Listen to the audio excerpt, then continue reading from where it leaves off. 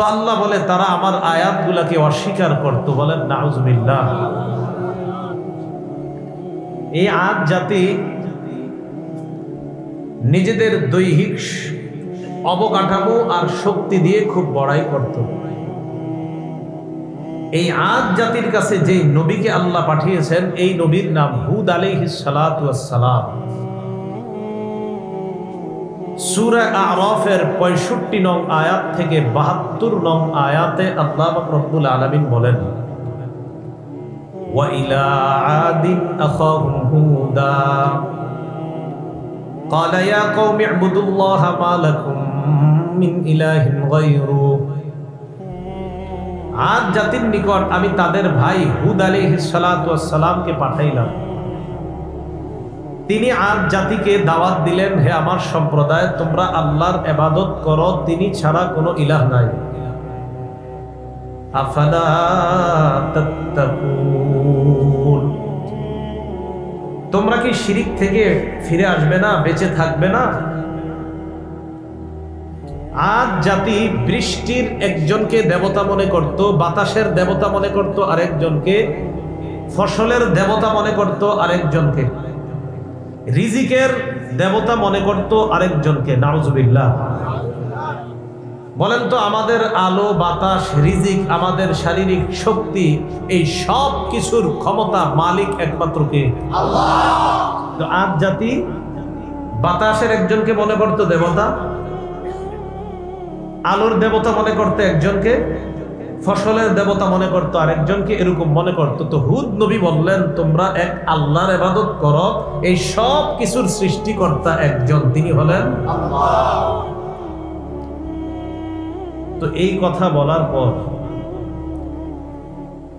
হযরত হুদ আলাইহিস সালাতু ওয়াস সালামের সম্প্রদায়ের মধ্যে যারা নেতৃস্থানীয় কাফের, একটা তো সাধারণ কাফের আর একটা নেতৃস্থানীয় যারা লিডার,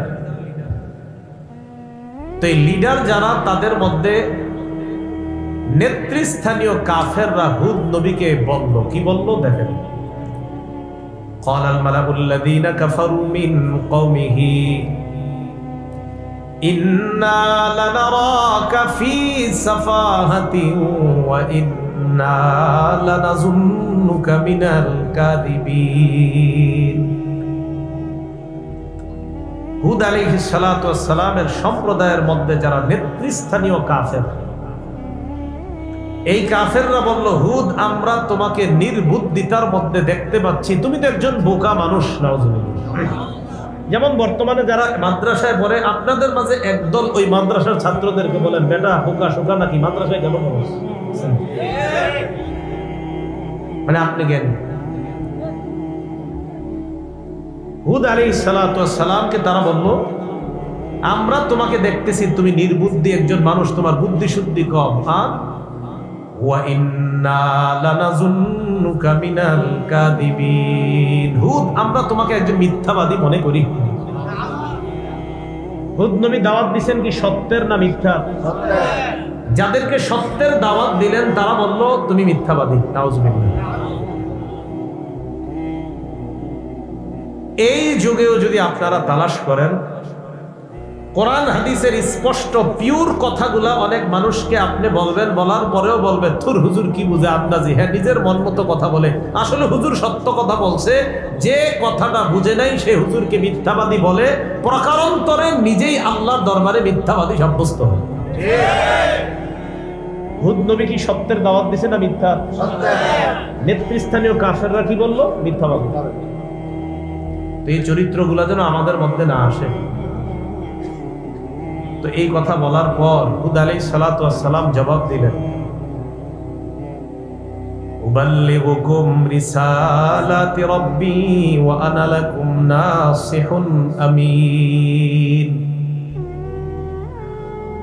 আমি তোমাদেরকে কোনো মিথ্যা কথা বলি না, আমি তোমাদের সামনে কোনো মিথ্যা দাওয়াত দেই নাই। আল্লাহর পক্ষ থেকে যেই দায়িত্ব আমি পেয়েছি, এই দায়িত্ব দিয়ে আল্লাহ আমাকে পাঠিয়েছেন, এই দায়িত্ব আমি তোমাদের কাছে পৌঁছাই। ওয়া আনা লাকুম নাসিহুন আমিন, আমি তোমাদের একজন বিশ্বস্ত কল্যাণকামী। এজন্য মনে রাখবেন, উলামায়ে কেরাম আপনাদের জন্য বিশ্বস্ত কল্যাণকামী। কোন আলেম যদি আপনাদের মসজিদের খতিব হিসাবে বলে সুদ খাওয়া হারাম, তো তিনি আপনার জন্য একজন কল্যাণকামী, কারণ তিনি আপনাকে সুদ থেকে ফিরায়া জান্নাতি বানাইতে চান। তো হুদ নবী বললেন, আমি তোমাদের একজন বিশ্বস্ত কল্যাণকামী। এরপরে হুদ নবী বলেন, আওয়া আজিবতুম আন জাআকুম যিকরুম মির রাব্বিকুম আলা রাজুলিম মিনকুম লিউনযিরাকুম।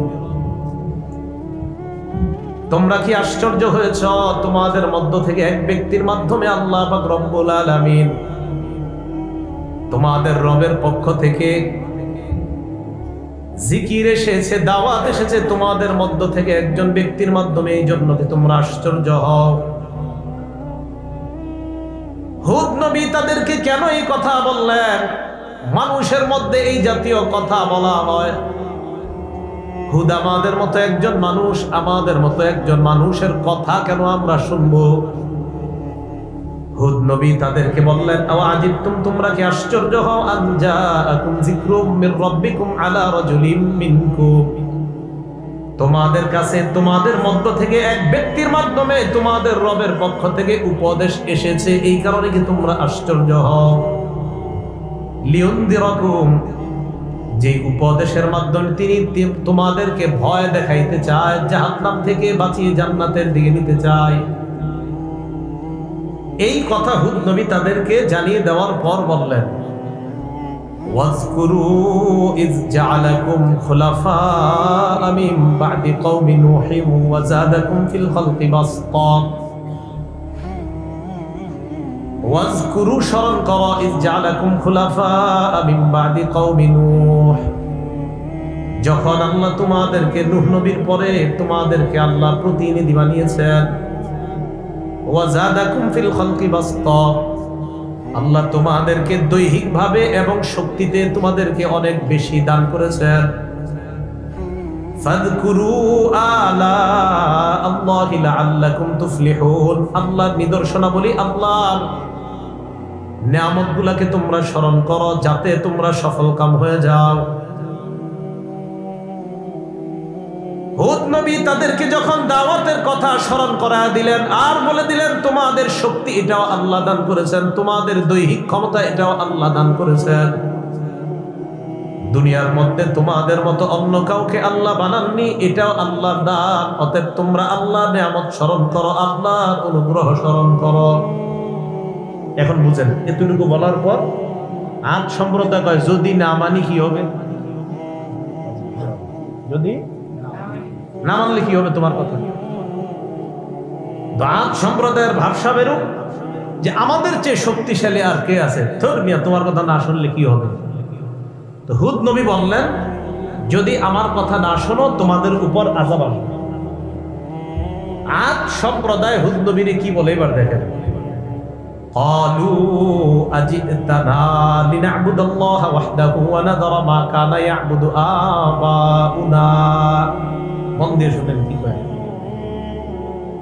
আজ সম্প্রদায় হুদ নবীকে বলল, তুমি কি আমাদের কাছে এমন জিনিস নিয়ে এসেছো, এমন বিধান নিয়ে এসেছো যেন আমরা এক আল্লাহর ইবাদত করি, আর আমাদের বাপ দাদারা যে বিভিন্ন খোদার পূজা করত এটা যেন আমরা ছেড়ে দেই আর এক আল্লাহর ইবাদত করি? তুমি কি আমাদেরকে এটা বলতে চাও? এই জাতীয় কিছু নিয়ে এসেছো?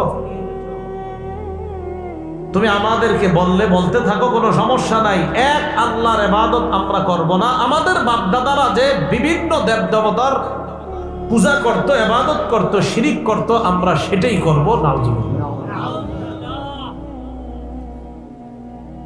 তো এবার হুদ নবী তাদেরকে বললেন, দেখো এগুলো করলে তোমাদের উপর আযাব আসবে।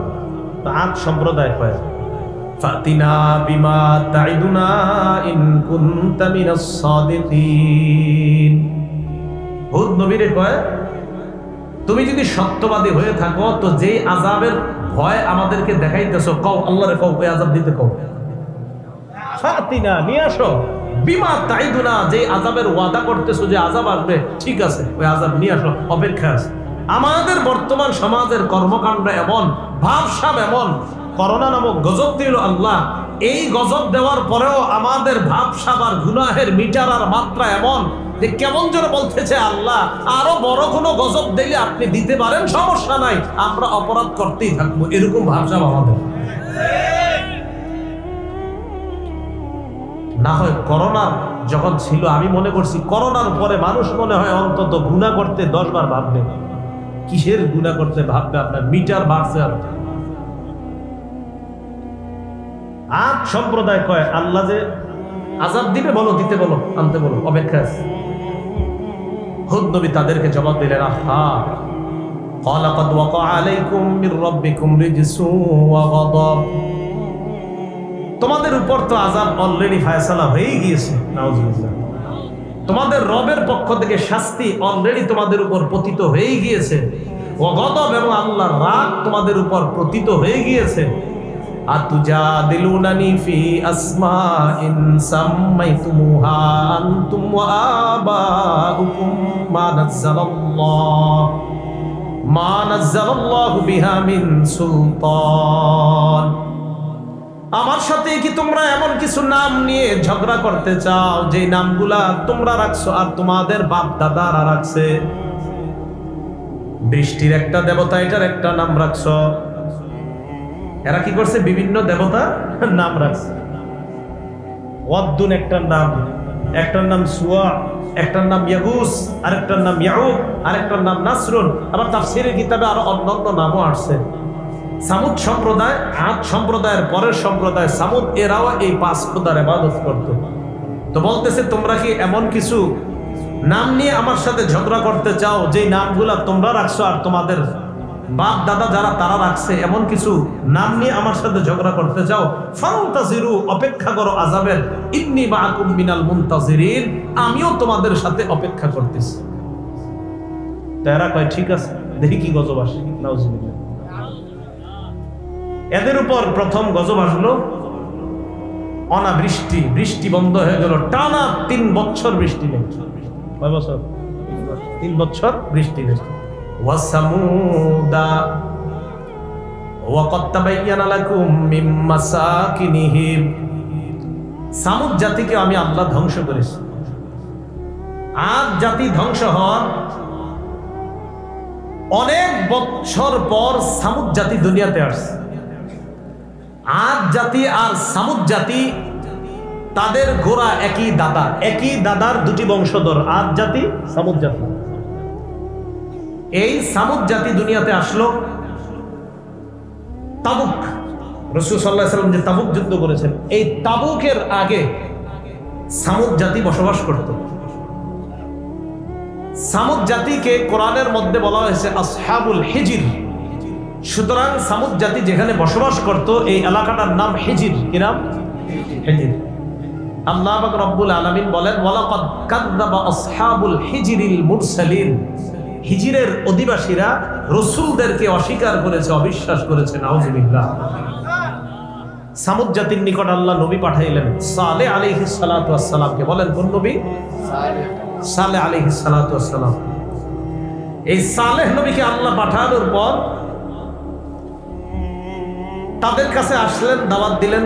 তাদেরকে আল্লাহ আজীব শক্তি দিয়েছে, কি পাহাড় কাইটা ঘর বানাইতে পারতো, বাড়িঘর বানাইতে পারতো। স্থাপত্য শিল্পে তারা এতটা উন্নতি সাধন করেছে যে পাহাড় কাইটা কাইটা বড় বড় বাড়ি, ইমারত, অট্টালিকা তারা বানাইতে পারত। এই সামুদ জাতির নিকট যে নবীকে পাঠাইছে সালেহ, বলেন কোন নবী? ওলামা ছাড়া অন্যরা বলেন তো আদ জাতির নিকট যেই নবীকে পাঠাইছে কি নাম ছিল? না না না, হুদ। এই মাত্রই না বললাম, ভুলে যায় মানুষ। মাহফিলে একটু মাথা ঠান্ডা করে বসেন। বলেন আদ জাতি যাদের ধ্বংসের আলোচনা করলাম তাদের কাছে যেই নবী এসেছিলেন নাম কি? হুদ। সামুদ জাতির কাছে যেই নবী এসেছেন তার নাম কি? সালেহ। বলেন কি নাম? সালেহ আলাইহিস সালাতু ওয়াস সালাম আসছে। সালেহ নবী তাদের কাছে আসার পর তাদেরকে দাওয়াত দিলেন। وإلى ثمود أخاهم صالحا فقال يا قوم اعبدوا الله ما لكم من إله غيره। সামুদ জাতির নিকট সালেহ আলাইহিস সালাতু ওয়াস সালামকে পাঠাইলাম। তিনি দাওয়াত দিলেন, হে আমার সম্প্রদায়, তোমরা আল্লাহর ইবাদত করো, তিনি ছাড়া কোনো ইলাহ নাই। সালেহ নবীর জাতি তাকে বলে, সালেহ আমরা তোমাকে অনেক বুদ্ধিমান মনে করতাম, তোমাকে নিয়ে কত স্বপ্ন দেখতাম, তোমাকে এই বানাবো সেই বানাবো, তুমিও শেষমেশ আমগো বাপ দাদার ধর্মের বিরুদ্ধে কথা বলা শুরু করলা। স্বপ্ন দেখছি আপনাদের এই এলাকার এক ছেলের নিয়ে আপনারা অনেক স্বপ্ন দেখছেন। এই বেচারা উজানি মাদ্রাসায় পড়াশোনা কইরা দাওরা হাদিস পাশ করে আইসা বলতেছে, আব্বা এতদিন যে সুদ খাইতেন এটা ঠিক না, এটা হারাম, তোর এই জন্যই পড়ালেখা করাইছি। কি স্বপ্ন দেখছে আপনার? সামুদ জাতি কয়, তোমারে নিয়ে কত স্বপ্ন দেখছি আমরা, তুমিও আমগো বাপদাদার বিরুদ্ধে ধর্মের বিরুদ্ধে দাওয়াত দিতেছো। এই সামুদ সম্প্রদায় 5 খোদার ইবাদত করত, ওয়াদ্দুন, সুয়া, ইয়াগুস, ইয়াউক, নাসরুন। মনে রাখবেন যে 5টি মূর্তির নাম বললাম দেবতা, এই 5টি মূলত দেবতা ছিল না, এই 5 জন মূলত আল্লাহর ওলির নাম ছিল। কার নাম? কাজীব কথা, ঠিক না? সহিহ বুখারীর বর্ণনা। এই 5 জন ছিল আল্লাহর ওলি। তখন দুনিয়াতে নবী ছিল না, এই 5 আল্লাহর ওলিকে দেখে অন্যান্যরাও ইবাদত করত। কারি ইব্রাহিম সাহেব রহমতুল্লাহি আলাইহিকে দেখে দেখে এই এলাকার মুরব্বীরা ইবাদত বন্দেগী করত কিনা? 5 আল্লাহর ওলি যখন দুনিয়া থেকে বিদায় নিল, বিদায় নেওয়ার পর তারা অনেক কান্নাকাটি করে, হারে কত বড় ওলিদেরকে হারাইলাম। ইবলিস তাদের কাছে আসলো, আসার পর কয়, তোমরা যাদেরকে হারিয়েছো তাদেরকে খুব মনে পড়ে? কয় হ্যাঁ। মানুষের রূপ ধারণ করতে পারতো তখন ইবলিস মানুষের রূপ ধারণ করে ওই 5 আল্লাহর ওলির ছবি তাদের সামনে দেখাইলো যে এই 5 আল্লাহর ওলি তো? কয় হ্যাঁ। মাটি দিয়ে তাদের আকৃতি বানাইলো। কি দিয়ে? আকৃতি বানায় বললো এরাই তো? কয় হ্যাঁ। ঠিক আছে, এদেরকে সামনে রেখে রেখে ইবাদত করো। না, তখনও শিরিক শুরু করে নাই, সামনে রাখতো আল্লাহর ওলিদেরকে, বাকি ইবাদত করতো আল্লাহ। মনে পড়তো, হারে এই ওলিদেরকে দেখে ইবাদত করতাম। এই জেনারেশন বিদায় নেওয়ার পরবর্তী জেনারেশন আসলো, আসার পর ইবলিস তাদেরকে আইসা বলতেছে, তোমাদের বাপ দাদারা যে আল্লাহর ওলিদেরকে দেখা দেখা ইবাদত বন্দেগী শিখছে আর করতো, তাদেরকে খুব মনে পড়ে, তাই না? কয় হ্যাঁ। কয় এই যে 5 আল্লাহর ওলির প্রতি ছবি তোমাদের কাছে নিয়ে আসলাম, তাদেরকে সামনে রেখে ইবাদত করতে পারো। তো তারা যখন ইবাদত করে, ইবলিস কয়, তোমাদের বাপ দাদাদেরকে দেখছি তাদের সামনে সেজদা দিত, তোমরাও সেজদা দিতে পারো, সমস্যা নেই। নাউজুবিল্লাহ বলেন। শুরু হয়ে গেল মূর্তি পূজা পৃথিবীতে। এই সর্বপ্রথম আপনার ইবলিস আল্লাহ ছাড়া অন্যদেরকে সেজদা দেওয়ানো শুরু করলো। তাহলে বলেন তো, যাদেরকে সেজদা দিল তারা কি খারাপ ছিল না? তারা মূলত 5 জন আল্লাহর ওলি ছিল। আল্লাহর ওলিদের কি এখানে কোনো দোষ আছে? নাকি তাদেরকে কেন্দ্র করে শিরিক করাটা অপরাধ? বলেন। শাহজালাল রহমতুল্লাহি আলাই যেই কবরে শুয়ে আছে, শাহজালাল রহমতুল্লাহি আলাই আমাদের দেশে দাওয়াত দিয়েছেন, ঠিক তো? শাহজালাল রহমতুল্লাহি আলাইহির কবরকে কেন্দ্র করে যদি শিরিক হয়, এই শিরিক কি হালাল না হারাম? হারাম। বুঝা গেল আল্লাহর ওলি যারা, তারা তো ঠিক, তারা তো আল্লাহর ওলি, কোনো সন্দেহ নাই। কিন্তু আল্লাহর ওলিদেরকে বিক্রি করে, তাদেরকে বেচে যদি কেউ শিরিক করে, ওই শিরিকের বিরুদ্ধে আসি থাকবো ইনশাআল্লাহ। আল্লাহর ওলিদেরকে পুঁজি কইরা অনেকে শিরিকের কাজ শুরু করে, কারণ আল্লাহর ওলিদের ব্যাপারে সবার একটা দুর্বলতা থাকে। ইবলিস এই সুযোগটা কাজে লাগায় এই 5 জনের প্রতিচ্ছবিকে প্রথম সেজদা দেওয়ানো শুরু করলো। এইভাবে পৃথিবীতে সর্বপ্রথম আল্লাহ ছাড়া অন্য কাউকে সেজদার প্রথা শুরু হয়। তো এই 5 খোদা বংশ পরম্পরায় আস্তে আস্তে সামুদ জাতির কাছে আসছে। কোন জাতি? আলেম ছাড়া অন্যরা বলেন সামুদ জাতির কোন নবী? সালেহ। আর আদ জাতির নবী হুদ আলাইহিস সালাম। তো সামুদ জাতিকে সালেহ নবী দাওয়াত দিলেন, এক আল্লাহর ইবাদত করো। তোমরা যে 5 জন খোদার ইবাদত করো, ওয়াদ্দুন, সুওয়াউন, ইয়াগুস, ইয়াউক, নাসরুন, এগুলা ঠিক না। সামুদ জাতি এই দাওয়াত শুনতে শুনতে এক পর্যায়ে বিরক্ত হয়ে গেছে। কি হয়ে গেছে? কোরআন হাদিস শুনলে বিরক্ত হওয়ার মতো মানুষ এই যুগেও আসেন, এটা আগেও ছিল। সালেহ নবীকে সামুদ সম্প্রদায় প্রস্তাব দেয়, সালেহ তুমি আমাদেরকে যে দাওয়াত দাও, আমরা তোমাকে একটা চ্যালেঞ্জ জানাইতে চাই। সালেহ নবী বললেন, কি চ্যালেঞ্জ? সামুদ সম্প্রদায় কয়, অমুক জায়গায় মেলা হবে, ওই মেলার মধ্যে তুমি আসবা, আসার পর আমরা তোমার কাছে একটা চ্যালেঞ্জ দিব, ওই চ্যালেঞ্জটা তুমি যদি গ্রহণ করার পর চ্যালেঞ্জে যদি তুমি জয়ী হয়ে যাও, আমরা তোমার কথা মেনে নিব। সালেহ নবী বললেন, যদি আমি জয়ী হই, আমার কথা মেনে নিবা? ঠিক তো? কয় হ্যাঁ। এবার তারা কয়, যদি তুমি জয়ী না হও তাহলে আমগরে আর এরকম দাওয়াত দিও না, পেনের জ্ঞানের আর কইরো না। নাউজুবিল্লাহ। তো সামুদ সম্প্রদায় চিন্তা করলো, সালেহরে আমরা এমন এক চ্যালেঞ্জ দিব, যেই চ্যালেঞ্জে সে কোনোদিনও জয়লাভ করতে পারবে না। খুব মন দিয়ে শুনেন। সালেহ নবী কয়, ভালোই তো, তারা যদি আমার একটা চ্যালেঞ্জ দেয়, সমস্যা কি? আল্লাহর কাছে দোয়া করবো, আল্লাহ কবুল করবে, বাস তারা মুসলমান হয়ে যাবে, তো ভালো কথা। মেলায় গেছে। যাওয়ার পর সালেহ নবী বললেন, ঠিক আছে, তোমরা আগে তোমাদের 5 জন খোদারে ডাক দাও। ডাক দিস, শোনে না কথা। আরে কথা শুনবো নাকি? তো সামুদ জাতি এবার সালেহ নবীর কয়, সালেহ, আমরা তোমার যে কথাটা বলবো এখন, তুমি তো কোনোদিনও পারবা না, এরপরে বলতেছি। কয়, কি বলবা বলো? সালেহ নবীকে কয়, সালেহ, আল্লাহকে বলো, আইয়ুরিয়ানা নাকাতান মিন হাদিহিস সাখরা, এই যে পাহাড়টা দেখা যায়, এই পাহাড়ের ভিতর থেকে 10 মাসের গর্ভবতী একটা উটনি আল্লাহ যেন বের করে আমাদেরকে দেখা দেয়। এটা আল্লাহরে বলে। আচ্ছা, পাহাড় থেকে উটনি বের হবে না? প্রথমে মানুষ হিসেবে আমরা বলি, পাহাড় থেকে কি কখনো উট বেরোব? পাহাড়ের পেটে কি উট থাকে? আরে মাটির ভিতরে কি উট থাকে? তো সালেহ নবীর এই কথা বলছে, আল্লাহরে বলো, এই পাহাড়ের ভিতর থেকে গর্ভবতী উটনি, 10 মাসের গর্ভবতী উটনি বের করতে, আবার যেটার দুধ হবে। তো তারা মনে করছে সালেহ এটা কইব, আর থুরি নাকি হইব নাকি আন্দাজি, তাহলে আমরা আর ডিস্টার্ব করবো না। সালেহ নবী নামাজের মধ্যে দাঁড়িয়ে গেলেন, আল্লাহর কাছে দোয়া করতে থাকলেন। একদিক দিয়ে সালেহ নবী দোয়া করতে থাকলেন, অন্য দিক দিয়ে সামুদ সম্প্রদায় তাকায় দেখে পাহাড়ের পেট ফেটে আল্লাহ পাক রব্বুল আলামিন গর্ভবতী উটনি বের করে দেন। সালেহ নবীকে আল্লাহ কোরআনে জানায়া দিলেন, এদেরকে বলেন, সূরা আরাফে আল্লাহ বলেন, হাদিহি নাকাতুল্লাহি লাকুম আয়াতান ফাদারুহা তাকুল ফি আরদিল্লাহ। এই যে আল্লাহর উটনি, এটা আল্লাহর নিদর্শন তোমাদের জন্য, এটাকে ছেড়ে দাও। তাকুল ফি আরদিল্লাহ, এটা আল্লাহর জমিনে খাবে, যেমনে পারে এমনে চলবে। ওয়ালা তামাসসুহা, এটার গায়ে টাচ করবা না, স্পর্শ করবা না। যদি করো খারাপ ভাবে স্পর্শ, ফায়াখুযাকুম আযাবুন আলীম, তাহলে যন্ত্রণাদায়ক শাস্তি তোমাদেরকে পাকড়াও করবে। আরেকটা নিয়ম বলে দিয়েছি, কি? হাদিহি নাকাতুল্লাহা শিরবু ওয়া লাকুম শিরবু ইয়াউমিন মা'লুম। শোনো, এটা আল্লাহর উটনি, এটা একদিন পানি পান করবে, তোমাদের পশুগুলো একদিন পানি পান করবে, এটাকে কখনো ডিস্টার্ব করবা না। তাহলে এই জায়গায় একটু মনে রাখেন, উটনি আল্লাহর নিদর্শন, প্রথম কথা। 2, এটা এটার মতো রাস্তাঘাটে চলবে, মাঠে ঘাটে খাবে, চলবে।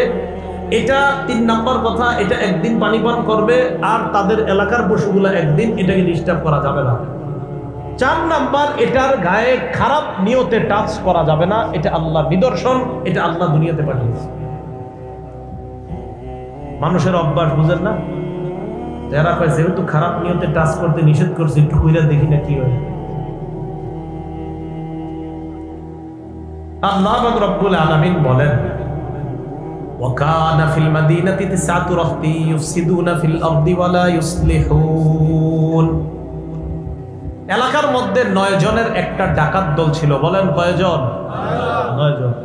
এরা খালি অপকর্ম করে বেড়াইতো, রাতের বেলা ছিনতাই করতো, লুণ্ঠন করতো। এদেরকে বুঝিয়ে শুনিয়ে রাজি করাইলো যে তোমরা আল্লাহর যে নিদর্শন সালেহ নবী দোয়ার মাধ্যমে যে উটনি দুনিয়াতে আনছে, এই উটনিটাকে তোমরা হত্যা করবা, এই বলে ওই 9 ডাকাত দলকে রাজি করা হলো। এটা একটা বিষয়। ডাকাত দল কি করলো? উটনিকে রাতের বেলা ফাআকারুন নাকাতা, এই উটনিকে তারা হত্যা করলো। বলেন নাউজুবিল্লাহ। সালেহ নবী দৌড়ে আসছে, সর্বনাশ, কে করছে এই কাজ? আযাব আসবে। সালেহ নবী তো জানে যে আল্লাহ আমাকে জানায় দিবে এটা কারা করছে। ওই 9 ডাকাত দল চিন্তা করলো, আমাদের ব্যাপারটা যদি সালেহ নবী জেনে যায় তাহলে তো আমরাও সমস্যায় পড়বো। এক কাজ করি, আজকে রাতে সালেহ নবীর দুনিয়াতে বিদায় করে দিই। কি করলো? তাকাসামু বিল্লাহি লানুবাইয়িতান্নাহু ওয়া আহলা। এই ডাকাত দল শপথ করলো যে আজকে রাত্রেই আক্রমণ চালায়া সালেহকে আর তার পরিবারকে শেষ করে দিল। 19 পারা শেষ নাম্বার পৃষ্ঠা, খুব সুন্দরভাবে আছে দেখবেন। قالوا تقاسموا بالله لنبيتنه واهله ثم لنقولن لوليه ما شهدنا مهلك اهله وانا لصادقون। 9 জন শপথ করলো আজ রাতেই সালেহ নবীকে হত্যা করব, রাতের বেলা অতর্কিত হামলা চালাবো। সালেহের পরিবারকে হত্যা করার পর তার অভিভাবকরা যদি কেউ জিজ্ঞাসা করে, আমরা শপথ খেয়ে বলবো। আচ্ছা, এরা শপথ খাওয়ার কি দরকার আছে? আমগরে জিগাইব? মানে ডাকাতরা তো জানে যে এই জাতীয় অপকর্ম ঘটলে আমগো উপরে সন্দেহের তীর আসবে, আর যদি আসে আমরা বলবো না না না আমরা ছিলাম না, ওই যে চোরে কলা কে চুরি করতে পারেন, আমরা না আপনি জিজ্ঞাসা করছেন, আপনি না। তো এরা আগে থেকেই বলতেছে আমরা বলবো মা শাহিদনা মাহলিক আহলি ওয়া ইন্না লাসাদিকুন, যে এই হত্যাকাণ্ডের সাথে আমরা জড়িত না। মানে আগে থেকে পুরো নিয়ত কি বলবে। এবার তারা চক্রান্ত করলো, ওয়া মাকারু মাকরা, তারা চক্রান্ত করলো, ওয়া মাকারনা মাকরা, আমি আল্লাহ চক্রান্তের সমুচিত জবাব দিয়ে দিলাম। তারা কি করলো? চক্রান্ত। তারা কি করলো? আল্লাহ কয় অমাকারনা মাকর, আমি তাদের চক্রান্তের সমুচিত জবাব দিয়ে দিলাম। এজন্য ইসলাম মুসলমানকে ধ্বংস করার চক্রান্ত যদি কেউ করে, তাদেরকে আল্লাহ সমুচিত জবাব আজ হোক কাল হোক ঢিল দিতেছে এমন ধরা ধরবে তো সমুচিত জবাব দিয়ে দিবে। সঠিক বিষয়কে কখনো শেষ করার ষড়যন্ত্র করা যাবে না, যদি করেন তা আপনি শেষ হয়ে যাবেন। আল্লাহ বুঝার তৌফিক দান করুন। রাতের বেলা সত্যি গেছে সালেহ নবীকে মারতে, পাহাড়ের পিছনে গিয়ে লুকিয়ে আছে। তাফসীরের কিতাবে আসছে প্রথমে হামলা চালাইছে, যেই মাত্র হামলা করতে যাবে কে যেন উল্টা তাদের উপর হামলা চালায়। কেউ নাই কিন্তু আশেপাশে কেউ নাই। কয়বার হলো? একবার। আবার দ্বিতীয়বার হামলা চালাইছে, চালানো মাত্র কে যেন আগে আবার হামলা তাদের উপরে চালায়। আরে ঘটনা কি, এটা কে করে? তৃতীয়বার হামলা চালাইতে গেছে, এবার ফাইনাল হামলা চালাবে যে এই আক্রমণে সালেহ আর তার পরিবারকে খতম করব। এবার তারা যখন ফাইনাল আক্রমণ করতে গেছে, কে যেন তাদের উপর ফাইনাল আক্রমণ করে তাদেরকে শেষ করে দিচ্ছে। সালেহ আলাইহিস সালাতু ওয়াস সালামকে আল্লাহ জানায়া দিলেন, আপনারে মারার প্ল্যান করেছিল তারা, আমি আল্লাহ রাতের বেলা ফেরেশতাদের মাধ্যমে তাদের প্ল্যান নস্যাৎ করে দিয়েছি। তাহলে সালেহ আলাইহিস সালাতু ওয়াস সালামের জাতি যখন এইভাবে উটনিকে হত্যা করলো, আবার সালেহ নবীকেও মারার ষড়যন্ত্র ইত্যাদি করলো, সালেহ নবী এই সব কিছু তাদেরকে বলল, দেখো উটনিকে তোমরা মেরে ফেললা, অথচ তোমরাই বলছো দোয়া করা, আল্লাহর কাছে দোয়া করি যেন উটনি বের করে আল্লাহ করলেন। আবার আমাকে মারার জন্য ষড়যন্ত্র করছে একদল, দেখো তারাও সফল হতে পারেনি, উল্টা তারা শেষ হয়ে গেছে। সুতরাং আল্লাহকে মেনে নাও। এরাও কয় না মানলে কি হবে? ওই আজ জাতি কি বলছিল, আমাদের চেয়ে শক্তিশালী আর কি আছে, যদি না মানলে কি হবে? আল্লাহ সালেহ নবীকে বললেন, এদেরকে জানায়া দেন, তামাত্তাউ ফি দারিকুম সালাসাতা আইয়াম, তাদেরকে বলেন তোমরা আর 3 দিন আরামে বসবাস করো। কয়দিন? 3 দিন পর তোমাদের উপর আযাব আসবে। এই কথা শোনার পর সামুদ সম্প্রদায়, মানে আমি মাঝে মাঝে চিন্তা করি, দেখেন বলে দিছি কিন্তু যে 3 দিন পরে গজব আসবে। আমি চিন্তা করি এই যুগে যদি আল্লাহ কোনো নবী পাঠাইতেন আর ওই নবী যদি বলে ফেলতেন যে 3 দিন অপেক্ষা করো গজব আসবে, আল্লাহ জানে আমরা কি বলতাম। নবী তো আর আসবে না, তো চিন্তা করি যে আমাদের কাছে যদি এরকম কোনো নবী এসে বলতেন যে আর 3 দিন অপেক্ষা করো, 3 দিন পরে গজব এসে সব শেষ হয়ে যাবে, আমি চিন্তা করি এরকম যদি হতো, হবে না তো, হলে আমরা কি বলতাম আল্লাহ জানে। সালেহ নবী যখন বললেন আর 3 দিন অপেক্ষা করো, 3 দিন পর গজব আসবে, এরা কি, এদের অ্যাকশন কি হলো? আন্দাজ।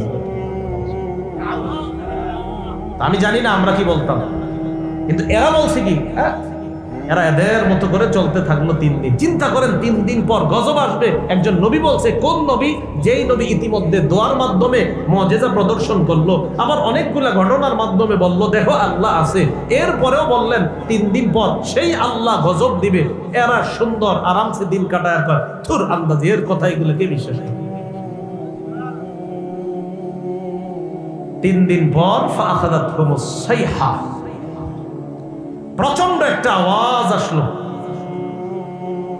তাফসীরের কিতাবে আসছে প্রথমে হালকা ঠান্ডা বাতাসের মতো আসছে। এরা কয় এটা তো আমাদের জন্য আরো ভালো দেখি। সালেহ কয় গজব, কই গজব?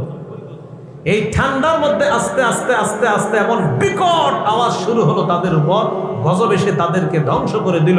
আল্লাহ পাক রব্বুল আলামিন বলেন, তাদের ঘর বাড়িগুলা এখনো তাবুকের আগে যদি এখান দিয়ে যাও তোমাদের সামনে স্পষ্ট।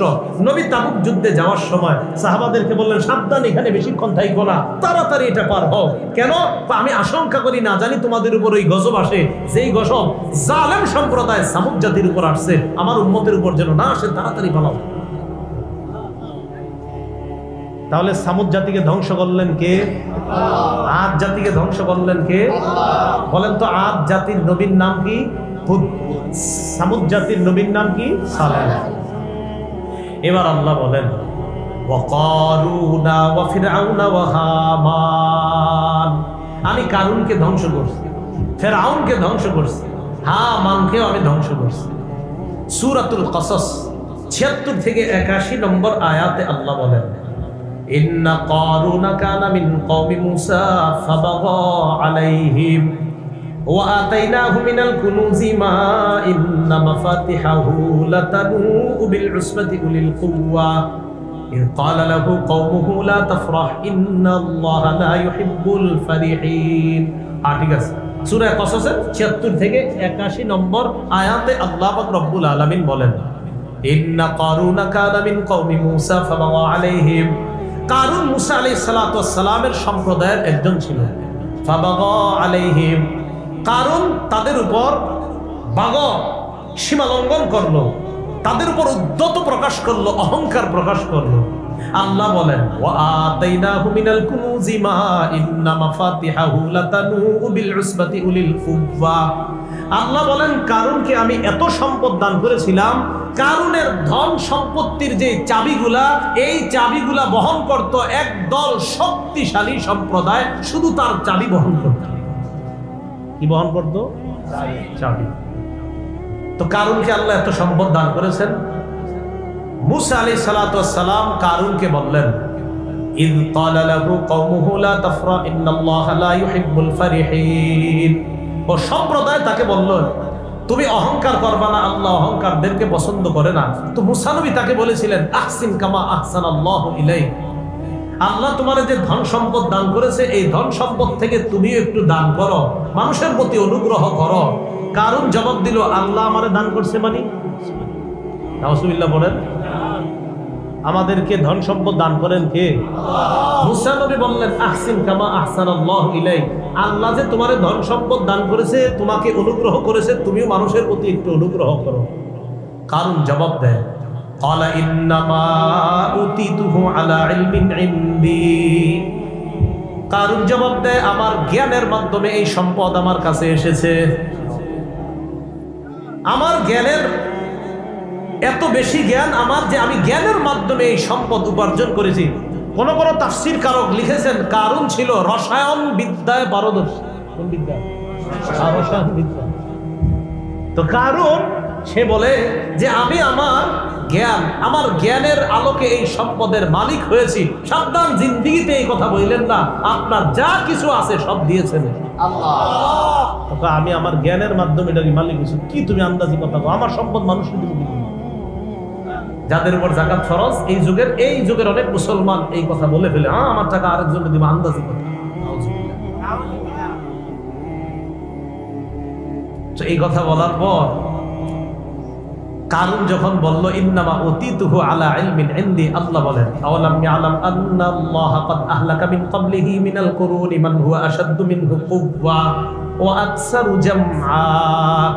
আল্লাহ বলে, কারুন কি জানে না তার পূর্বে কত শক্তিশালী সম্প্রদায় যাদেরকে আমি আল্লাহ ধ্বংস করলাম, এটা শুধু কারুনের জন্য নসিহত না, এই যুগের জন্য নসিহত। তোমরা যারা সম্পদের বড়াই করো, তোমরা কি জানো না তোমাদের পূর্বে বহু জাতি ছিল যাদের সম্পদ ছিল অনেক, যাদের সন্তান ছিল, যাদের ধনবল এবং জনবলের কোনো অভাব ছিল না। আমি তাদেরকে ধ্বংস করে ছাড়লাম, তোমাদেরকে ধ্বংস করা আমি আল্লাহর কাছে কোনো ব্যাপার না। আল্লাহ বলে সে কি দেখে না তার পূর্বে কত জাতি যাদের ধনবল জনবল সম্পদও ছিল, আবার পিছনে অনেক লোক ঘুরতো। বর্তমান যুগেও দেখবেন কিছু সম্পদ আর পিছনে অনেকে ঘুরে, সে অনেক কিছু মনে করে, আরে আমরা আমাদেরকে মনে করেন। রাস্তা দিয়ে হাঁটলে পিছনে অনেকে হাঁটে, মাঝে মাঝে চিন্তা করি আল্লাহ জানে এত মানুষ পিছে হাঁটে, কখন জানি ধরে ফেলে, এই বেটা এমনি হাঁটো, আর মনে করো নিজেরই কিছু হয়ে গেছে। এই জন্য বেশি হাইটেন না পিছনে হাঁটেন। সত্যি সত্যি আপনারা হাঁটলে আল্লাহ জানে কখনো যদি এরকম আসে যে পিছে হাঁটতেছে এতজন, ধরে ফেলবে আল্লাহ তাআলা, আমারে ধরবে। পিছনে এত মানুষ হাঁটে দেখে বড়াই করো না।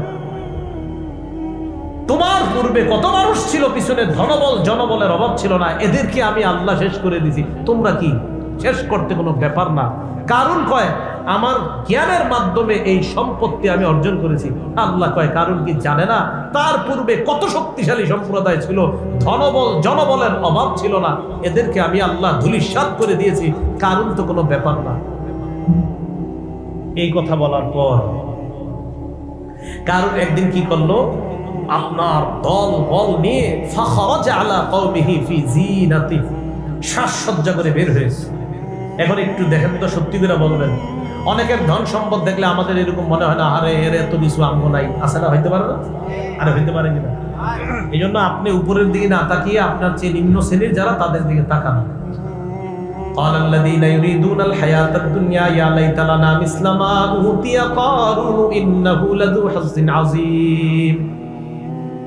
যারা দুনিয়া চায়, যারা দুনিয়াত কামনা করে, তারা কারুনকে দেখা কয় হায় আমাদেরকেও যদি কারুনের মতো ধন সম্পদ দেওয়া হতো। তারা বলতেছে তো এই কথা, তারা আফসোস করে বলে আমাদেরকেও যদি দেওয়া হতো। ইন্নাহু লাযু হাজ্জিন আযীম, তার কত সম্পদ আল্লাহ দিয়েছে। আল্লাহ বলেন قال الذين اوتوا العلم ويلكم ثواب الله خير لمن آمن وعمل صالحا। যাদেরকে জ্ঞান দেওয়া হয়েছে, বলেন কি দেওয়া হয়েছে? জ্ঞান দেওয়া হয়েছে, বলেন সঠিক জ্ঞান, বলেন কি জ্ঞান? যাদেরকে সঠিক জ্ঞান দেওয়া হয়েছে তারা বলল ওয়াইলাকুম, তোমাদের জন্য ধ্বংস, সাওয়াবুল্লাহি খাইর, আল্লাহর যে পুণ্য আর প্রতিদান এটাই উত্তম, লিমান আমানা, যে ঈমানদার তার জন্য আল্লাহর পক্ষ থেকে প্রাপ্ত প্রতিদানটাই উত্তম। তাহলে দুনিয়াদাররা কয় আমাদেরকে যদি কারুনের মতো দেওয়া হতো, আলেমরা কয় না না, আল্লাহ যা দেয়, আল্লাহ যেটা দেন এটাই তোমাদের জন্য উত্তম। সুবহানাল্লাহ। তাহলে বলেন তো, আমাদের মাঝে কেউ 10,000 টাকার মালিক আর কেউ হালাল ভাবে 10 লক্ষ টাকার মালিক। এই 10 লক্ষ টাকার মালিক হালাল ভাবে যিনি হয়েছেন তার এই মালিকানা দিয়েছেন কে? আর যাকে আল্লাহ 10,000 টাকার মালিক হালাল ভাবে বানিয়েছেন, এই 10,000 টাকার মালিকানাও তাকে দিয়েছেন কে? তাহলে দুনিয়াদাররা কয় আমারে যদি ওরকম দেওয়া হতো, আর আলেমরা কয় না না, আল্লাহ যা দিয়েছেন এটাই ঠিক। সুবহানাল্লাহ। এতটুকুই বুঝে আসছে? আচ্ছা, তো কারুনের অনেক ধন সম্পদ, মুসা নবীর কথা কারুনের আর বেশি ভালো লাগে না। নাউজুবিল্লাহ। এবার কারুন চাইলো মুসা নবীর জনগণের সামনে অপমান করবে। কার সামনে? নাউজুবিল্লাহ। মুসা নবীর উপর ভয়ঙ্কর মিথ্যা অপবাদ দিয়ে মুসা নবীকে জনগণের সামনে অপমান অপদস্থ করতে চেয়েছে। মুসা নবী এত কষ্ট পেয়েছে, আল্লাহ পাক রব্বুল আলামিন কারুনের ধন সম্পদ এই উভয়টাকে মানুষের চোখের সামনে আল্লাহ বলেন ফাখাসাফনা বিহি ওয়া বিদারিহিল আরদ, কারুন আর তার ধন সম্পদ সব আমি মাটির নিচে দাফন করে দিলাম। কিসের নিচে? কারুনের ধন সম্পদের চাবি একজন বহন করতো না, একদল শক্তিশালী আছে না মাটির নিচে? আল্লাহ ধূলিসাৎ করে দিয়েছেন, মাটির সাথে মিশিয়ে দিয়েছেন, শুধু মানুষটাকে না ধন সম্পদকেও। আল্লাহ আমাদেরকে কথাগুলো বোঝার তৌফিক দান করেন। তাহলে কারুনকে আল্লাহ ধ্বংস করে দিলেন। এরপরে আল্লাহ বলেন ফিরআউন ওয়া হামান, ফিরআউন আর হামান এদেরও ধ্বংস করলাম। খুব মন দিয়ে শুনেন। মুসা আলাইহিস সালাতু ওয়াস সালামের কথায় যখন মানুষ দলে দলে মুসলমান হইতেছে, সত্যের পতাকার নিচে যখন আসতেছে, ফেরাউন একদিন প্ল্যান করলো তার দলবল নিয়ে যে আজ রাতেই মুসা নবীর অনুসারী যারা তাদেরকে হামলা করব, তাদেরকে ধ্বংস করে দিব। নাউজুবিল্লাহ। সূরাতুশ শুআরা আয়াত নাম্বার 53 থেকে 64 নম্বর আয়াত পর্যন্ত আল্লাহ পাক রব্বুল আলামিন বলেন, ওয়াওহাইনা ইলা মূসা আন আসরি বিইবাদি ইন্নাকুম মুত্তাবাউন। আমি মূসা নবীকে বললাম রাতের বেলা আপনি আপনার দল নিয়ে বের হয়ে যান, আমার বান্দাদেরকে নিয়ে রাতের বেলা আপনি বের হয়ে যান, আপনাদেরকে অনুসরণ করা হবে, পিছন থেকে ধাওয়া করা হবে, আপনি তাড়াতাড়ি রাতের বেলা বের হয়ে যান। মূসা নবী এবং তার অনুসারী বের হয়ে যায় রাতের বেলা। যখন চলতে লাগলেন, যাইতে যাইতে এক পর্যায়ে এমন এক জায়গায় চলে যায়, ফালাম্মা তারা আল জামআন ক্বালা আসহাবু মূসা ইন্না লামুদরাকুন। এই জায়গাটা একটু বুঝেন, আমরা এই জায়গায় আসলাম, আরেক দল রাস্তায় আসছে। এটা সবাই রাস্তার দিকে তাকান তো একবার, তাকায় আবার এদিক তাকান। রাস্তার দিকে তাকান না, একটু তাকায় একটা জিনিস মনে করেন, তাহলে আয়াতের তাফসীরটা বুঝবেন। রাস্তায় একদল আছে আর আমরা এই জায়গায়, বলেন তো আমরা রাস্তার মানুষগুলোরে দেখবো কিনা? বাস এবার তাকান। মূসা নবী আর তার অনুসারীরা যখন যাইতে যাইতে সমুদ্রের পাড়ে চলে গেলেন, বলেন তো সামনে কি? সমুদ্র। বলেন সামনে কি? মূসা নবী আর তার অনুসারী যারা আছে, অনুসারীরা পিছনে তাকায়া দেখে ফেরাউন আর তার বাহিনী এমন জায়গায় চলে আসছে যে দুই দলকে দেখতে পাইতেছে। বুঝছেন নি? মানে মূসা নবীর অনুসারীরা শত্রুদেরকে দেখতেছে, শত্রুরা ইমানদারদেরকে দেখতেছে। বলেন সামনে কি? সমুদ্র। বলেন সামনে কি? পিছনে। বলেন শত্রু। পিছনে কি? সামনে। বলে পিছনেও বিপদ, সামনেও বিপদ। ক্বালা আসহাবু মূসা ইন্না লামুদরাকুন। মূসা নবীর অনুসারীরা বললেন, মূসা আমরা ধরা খেয়ে গেলাম, এই তো ফেরাউন আমাদেরকে দেখতেছে, ফেরাউনের বাহিনী দেখতেছে। ইমানটা একটু তাজা করে বলেন সামনে কি? পিছনে শত্রু। কি বিপদ!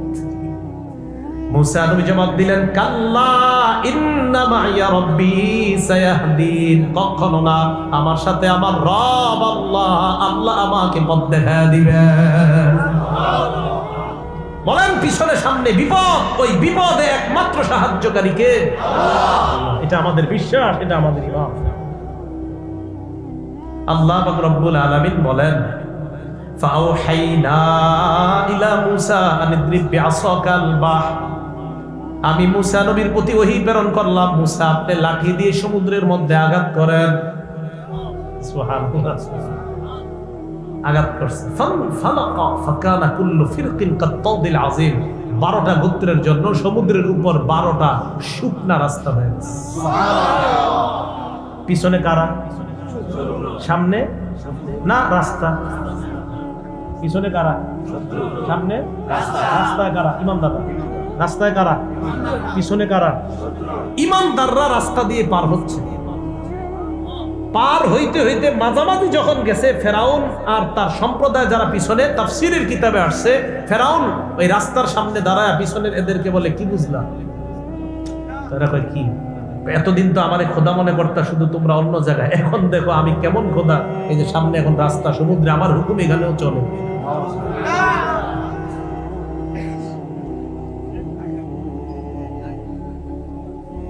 ফেরাউন আর তার বাহিনী, মূসা নবী আর তার অনুসারী রাস্তার মাঝখানে, ফেরাউন আর তার বাহিনীও রাস্তায় উঠছে।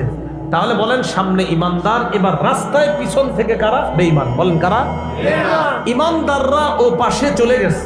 একদম দেখবেন 1 নাম্বার পাড়ায় 7 নাম্বার পৃষ্ঠা করলে দেখবেন খুব সুন্দরভাবে আছে ওই জায়গায়।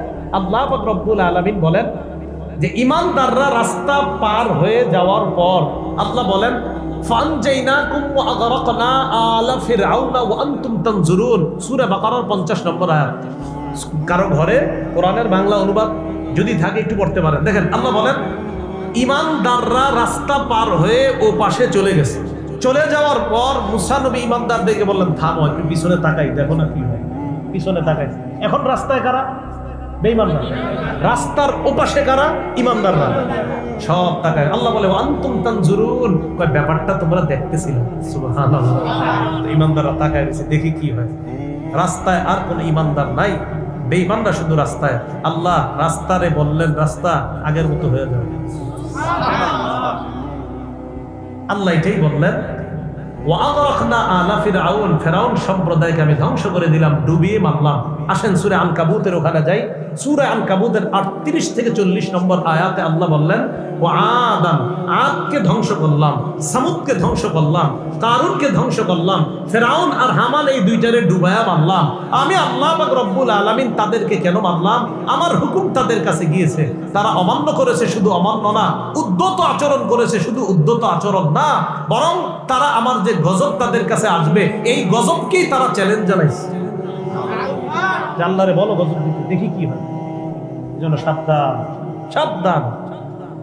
সব সময় নত হয়ে থাকা, সব সময় নিজের মনে করা যে আমি মনে হয় পৃথিবীর সবচেয়ে বড় পাপী, আল্লাহ মাফ করে দেন, আল্লাহ মাফ করে দেন, আল্লাহ মাফ করে দেন। আল্লাহ, আমি তো মনে করি এই যুগে অন্য কারো দিকে তাকানোর সুযোগ আপনার নাই, শুধু নিজের চিন্তা করেন, আল্লাহ মাফ করেন, আল্লাহ মাফ করেন, আল্লাহ মাফ করেন, আল্লাহ মাফ করেন, এই চিন্তা করা।